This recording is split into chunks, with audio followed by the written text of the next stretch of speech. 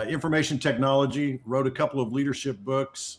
And in this stage of life, I'm doing a pivot, writing more about life, love, um, the things that you learn along the way. I tend to call them uncharted moments, hence the name of the book. And looking forward to diving in deeper with that. Indeed. Let's promote to the world, Mr. Jeff, and thank you so much for sharing your knowledge and wisdom to us. Thank you, thank you, thank you. So, Mr. Jeff, describe the journey as the following trail of Lewis and Clark from Monticello of the Pacific and back again. What Yeah. compels a couple to dedicated 6 years to retracing a historical expedition, and what might they be searching for beyond history? Well, and that's exactly what we found. This was a journey that my wife and I embarked on 20 years ago, and we had decided that we were going to trace the steps of Lewis and Clark in commemoration of the 200th anniversary of their expedition from 2003 to 2006, and then on to 2009, which I can dive into. And we honestly, at the time, thought we were chasing history, trying to discover the history. And as it turns out, what we've learned later is that it was more about the journey that my wife and I took with each other. We were relatively newlyweds, both second marriages for us. We were in our early 40s, and you lock yourself into a tin can hurtling down the highway at 70 miles an hour for hours on end. You begin to learn a lot about each other. And there's this place just north of St. Louis where the Missouri River meets the Mississippi. And if you stand there, you can see the two currents of these two rivers coming together, different colors, different speeds. And just before they merge, there's this stillness. And Carmen and I stood at that confluence during one of our trips. And again, we thought we were looking for history. And what we found was we were learning something about ourselves. The what happens on the map when two lives join together, not just two rivers, but two lives. And how do you keep moving? Later in our lives, and we can dive into this later in our lives when the map ran out, so to speak, it's that confluence that gives us the strength to get through each day, to uh, find strength in each other and find support in each other. Yes, indeed. To find support, the book distinguishes between planned adventures and uncharted moments, those unscripted experiences that could not be planned, only live. Why do these unplanned moments often carry more weight and meaning than those who we carefully orchestrate? Well, and I think that's part of it, right? We try to orchestrate these experiences. When we went on these adventures, I'd have back in that day printouts of maps and plans of, hey, we were going to stop there, we were going to do that. And what you find is it's those moments in between that you don't really chart out. It's a lone hawk flying over the audience at Monticello on a crystal clear January morning. It's standing in the footsteps where 200 years ago William Clark stood and carved his name in a rock. I had the opportunity when we were on these trips to stand in the abandoned farmhouse where my grandmother was born, in the farmhouse that my great grandfather built, and I stood in that living room, and it's those moments where you're touching the sacred, you're touching the hallowed. And I don't mean those in a religious sense. I mean those just in the overwhelming emotion of the moment. A sacred place, a hallowed ground can just it wells up in you like a river keeps flowing. that river joins with you and moves forward. Mm. Interesting, interesting, Mr. Jeff. How does traveling through small towns and vast landscapes, abandoned houses, and national landmarks create a different kind of intimacy with both the land and your traveling companion compared to traditional vacations? Well, getting off the main highways small towns have their own vibe, their own appeal, right? Typically, they're a lot less crowded. There's uh, Time seems to slow down when you get in those small towns. They feel like a trip, almost a trip back in time to a simpler life, a simpler pace than what we're used to. The national monuments and the national parks are beautiful. They're wonderful, and people should experience them. But typically, you're there with a crowd of people and the hustle and the bustle. People taking photographs, taking videos, and it's hard sometimes to get that sense of place and that sense of grandeur that sometimes off the beaten path you can find, whether it's a small island in the middle of the Missouri River, or it's quaint little burgs like Wall, South Dakota, or Lead, South Dakota. All these different places that we drove through that just have that different pace and feel about them. Mm. Interesting, interesting, Mr. Jeff. In one's excerpt, Jeff and Carmen denied access to Lewis and Clark journals, only to gain entry through persistence and simple declarations, just believers. What does the moment reveal about nature of passion and how the world responds to genuine belief?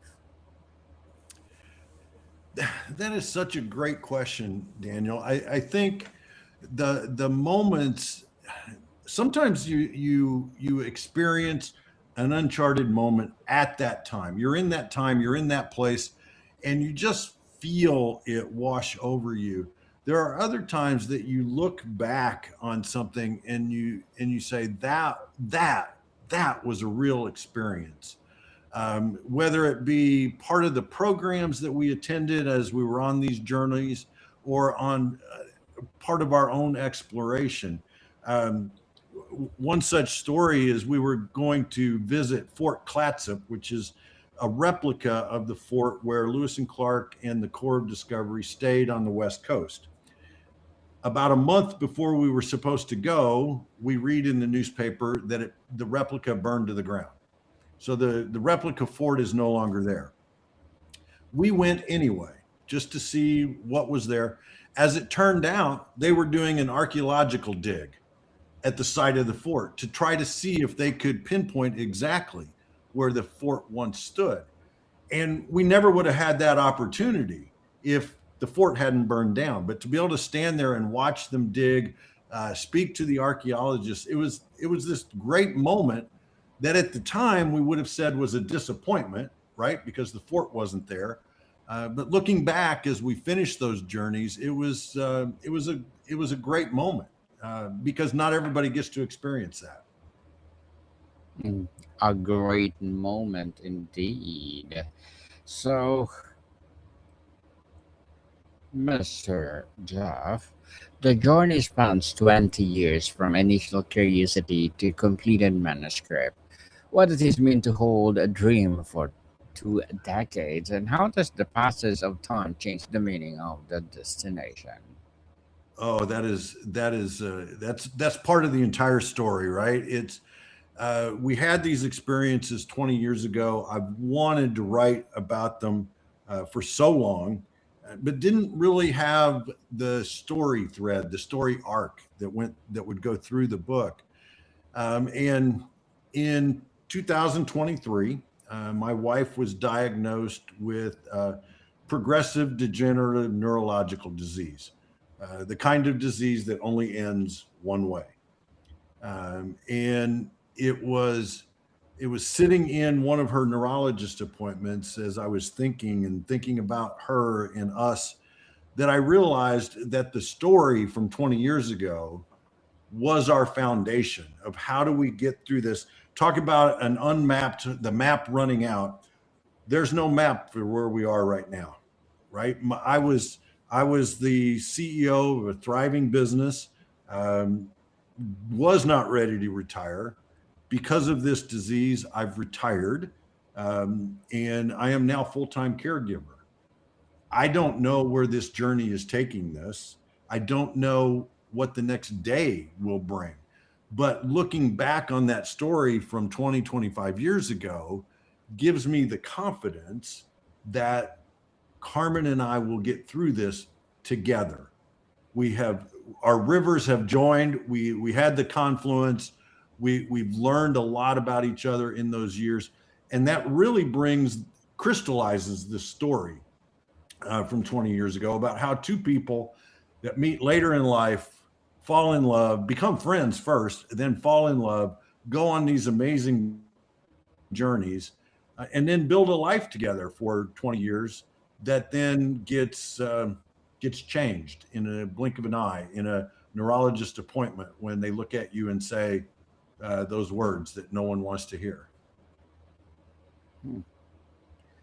Well, Mr. Jeff, the book described as a love story told Yeah. through rivers, trails, and quiet, sacred places where life turns. How does telling a love story through landscape and history differ from telling it through traditional relationship milestones? Well, for me, the land and water have always been important to me, and the metaphors that they bring forward, the map as a mirror of your life, and the river as a teacher of what things can do. A river doesn't go around a river doesn't go through obstacles. A river goes around the obstacles. This foundation, looking back at it, this foundation set our course for what we're on now. It's that we decided to take these trips, we decided to visit these places, and together we experienced the silence of standing beside a river with no one else around, watching the water flow, or floating on a canoe trip through the White Cliffs in upper Montana, and a wolf howling up in the canyon. He could see us, we could not see him, and just that sound emanating throughout that canyon, it just sends chills up your spine. And for me, what this did for me more than anything, Daniel, was I was in a really tough place when we got Carmen's diagnosis. I was not ready to retire. I was enjoying my job. Being a caregiver did I care for people? Yes, but day to day, day in and day out of doing all the things that get rolled into that, I was not prepared for. Writing this book and telling this story helped me remember who Carmen is. And I think for your readers, what I hope, sorry, for your listeners, what I hope as they read Uncharted Moments is that they see those moments in their own lives that were sacred and hallowed and help them become the person that they are today, to get through challenges, that when the map runs out, what we fall back on is love. And that is what powers us forward. Certainly empowering, Mr. Jeff. How does facing the heartbreak and healing mentioned in the excerpts change the dynamic of a long-term relationship, especially when these experiences are woven into a shared adventure? Well, it gives you that shared language, that shared experience. We all have them with those that are around us, and you get that. You get that nomenclature, right? Lewis and Clark wrote a lot of times the words proceeded on. We proceeded on. We proceeded on. And you can kind of imagine, these 33 people putting one foot in front of the other as they're tired and exhausted, going through the mountains or wherever. And so Carmen and I adopted that in our language, right? Whenever we had anything to face, a challenge to face, we would say we proceed on. We still say that 20 years later. It. We talk about the standing at York's Islands, or standing at the Three Forks, where three rivers come together to form the Missouri, or standing on the bridge across the mouth of the Columbia River for a ceremony celebrating the conjoining of waters from the Missouri River and the Columbia River, with, I don't know, there was probably 100 other people that took part in this ceremony. And we're standing on this bridge. It's 40 degrees and it's raining, and we have smiles on our face. And looking back and remembering that, it's one of the ways you build resilience, is you think about the challenges that you've gotten through before, and you know that you'll be able to get through this next challenge. You fall back on that. And I think that's where these stories help us and help others. Frankly, those that have read excerpts, uh, they love to share their experiences that come to mind as they're reading some of these stories. And I wrote a blog a couple of it's probably been a month or so ago now, called the blog post I never wanted to write. And it was about the time when we got Carmen's diagnosis. And it was about that, right? It had over 60,000 impressions on LinkedIn, which is viral for me. But what it really sparked more than that was people sending me notes about, I'm taking care of my mother, or I'm taking care of my husband, or I'm taking care of my child. It created this safe place for them to share their experiences and what they're feeling and what they're going through. The metaphor that came to mind for me when those notes started coming in was a campfire. Every night when you're camping, you gather around a campfire, you share some food, but more importantly, you share stories with each other. And that's what people were doing. They found this place where they could share a story. And so this community that is forming around this book is really what's important. That's really what gives me joy and peace, is that we're not alone. There's other people that are going through journeys like this. And we just need to be able to talk to each other and share what's going on. Yes, people, we're not alone, definitely. What it mean that the enduring thread of their love was deepened by its smile, its memory, and its decision to keep moving forward. Is love less about grand gesture and more about cumulative choice to continue the journey together? Oh, I think so. Yeah. When you first fall in love with someone, hopefully your listeners have all experienced that. It's that grand feeling of, oh my gosh, this person is everything. And it becomes more about those moments when you choose to be there and choose to be the one that helps the other person. It goes both ways, but that choice of being in that moment and saying, yes, today I'm going to do this. To me, that's love. Being there, the cliche is for better, for worse, right? The wedding vows. Being there in the for worse, that's love. That's love. Mm. Certainly, that's love. Definitely. Love, love, love is in the air.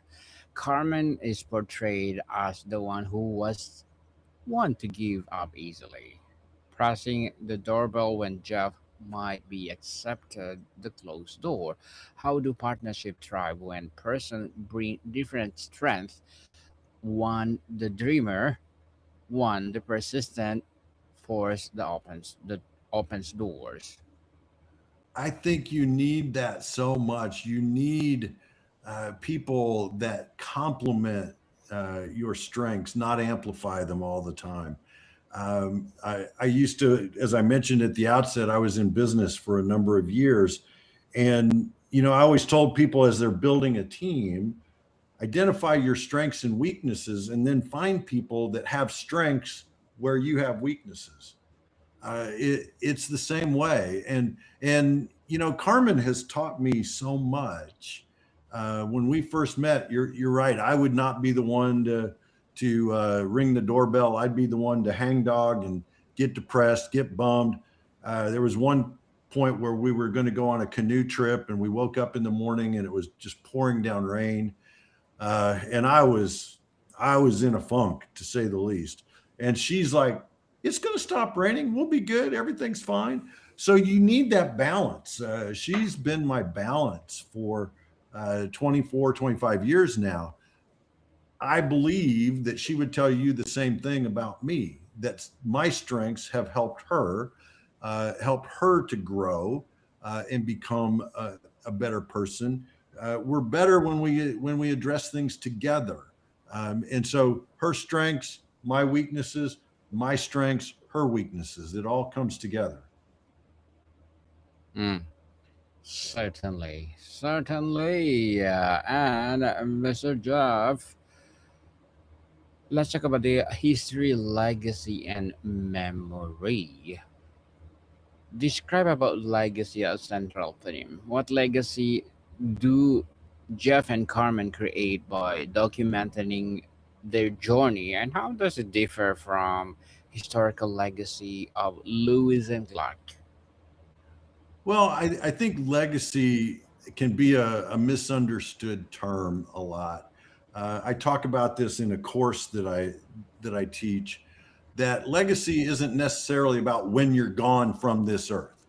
Legacy is what you leave behind with others, whether you're moving, whether you're changing jobs, whether you're raising a family. It's that legacy. It's that uh, the concepts, the feelings, the traditions, the memories that you give other people.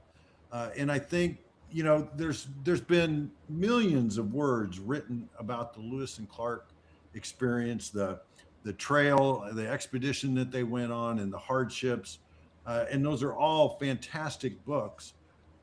For us, it was our journey that became the story. Our journey along those same trails, searching for Lewis and Clark, but finding each other.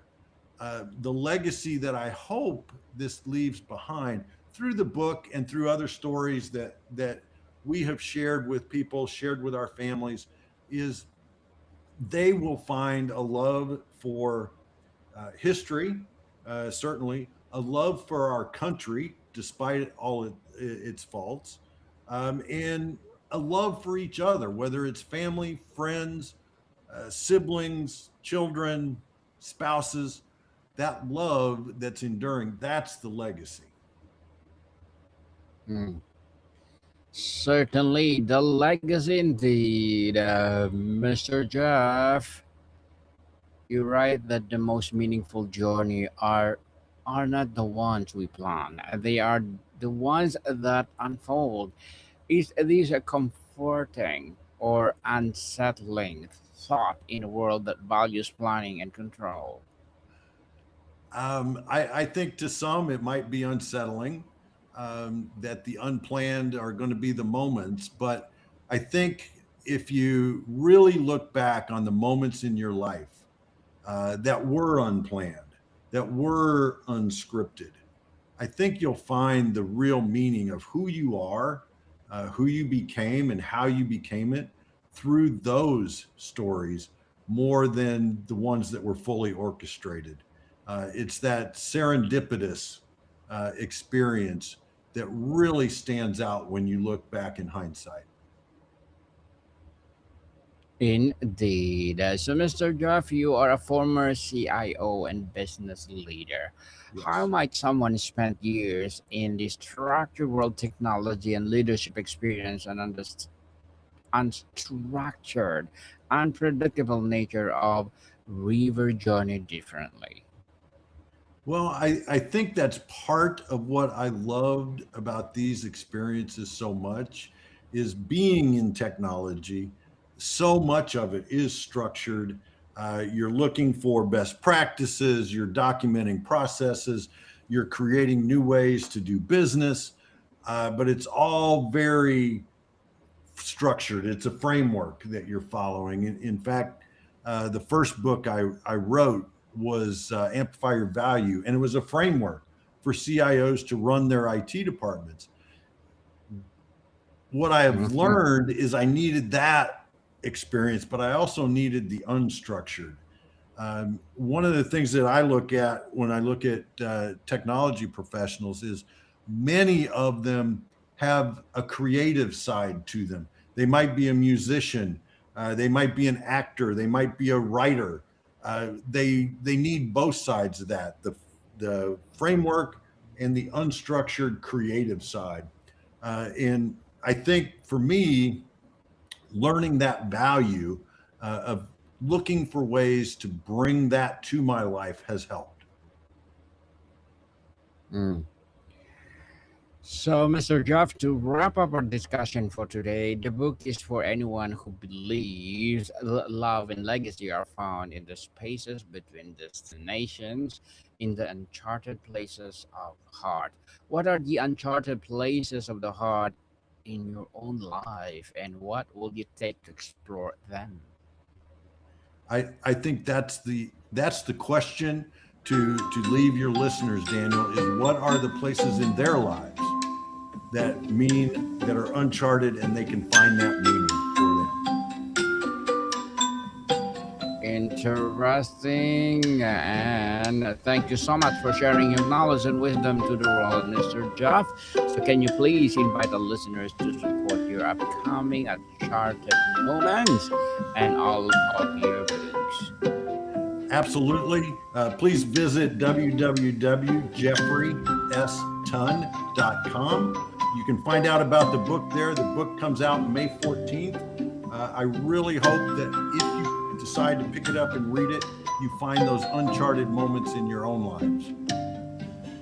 Indeed, people, let's support Mr. Jeff because if you support him for sure, more and more empowering books like this to rise. So, Mr. Jeff, thank you so much for your time.